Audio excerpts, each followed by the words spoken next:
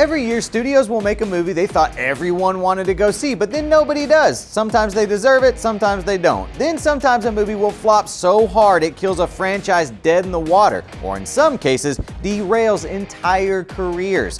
What's up, guys? I'm Chris Killian, and I'm taking a look back at the biggest box office bombs of the decade. Now, it's impossible to know exactly how much money a film lost, but these are our best estimates, and absolutely nothing on this list got a sequel. How Do You Know was a romantic dramedy starring Reese Witherspoon, Owen Wilson, Paul Rudd, and Jack Nicholson. It did so bad at the box office that Jack Nicholson retired from acting, and director James L. Brooks hasn't made a movie since. I think I screwed up.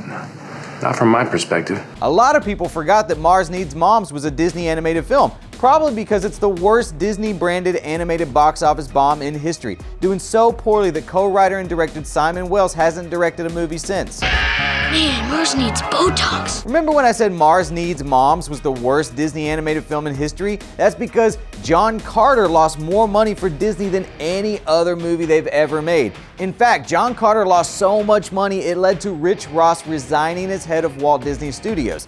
After this and Battleship that same year, Taylor Kitsch's career still hasn't fully recovered. That's not good. Poor Disney, 3 years in a row with the biggest flops at the box office. Thank God for Marvel and Star Wars though, right?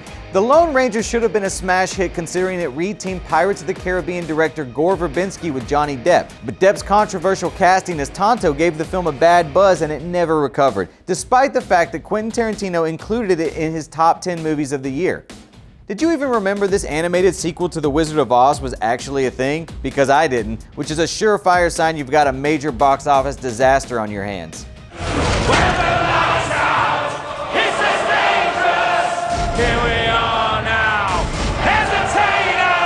The Peter Pan origin story where Hugh Jackman sings covers of Nirvana songs didn't do well? Who'd have thunk it? To be fair, 2015 was a rough year for a lot of studios, with disasters like Fantastic Four, Jupiter Ascending, Tomorrowland, and The Good Dinosaur all losing piles of money. Remember the 1959 Academy Award-winning epic Ben-Hur? Of course, classic. How about the 2016 remake starring Jack Houston? Nope. But it's not alone, as some movie Nickelodeon made called Monster Trucks lost roughly the same amount of money. I like your truck. Thanks. Add Ghostbusters and Gods of Egypt to the mix, and 2016 lost a lot of cash.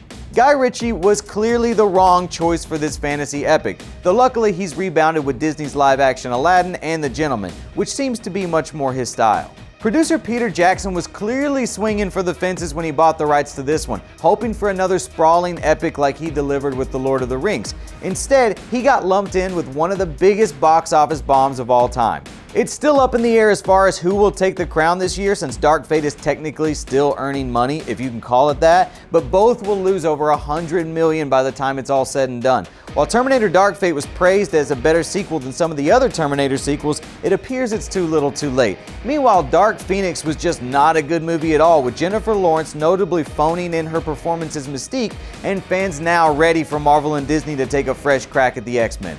There they are, the worst box office bombs of the past decade. There's a few in there you might want to give a second chance to, but usually they're bombs for a reason. Tweet me at Chris Killian or tell me in the comments if you enjoyed any of the movies on this list, and thanks for watching.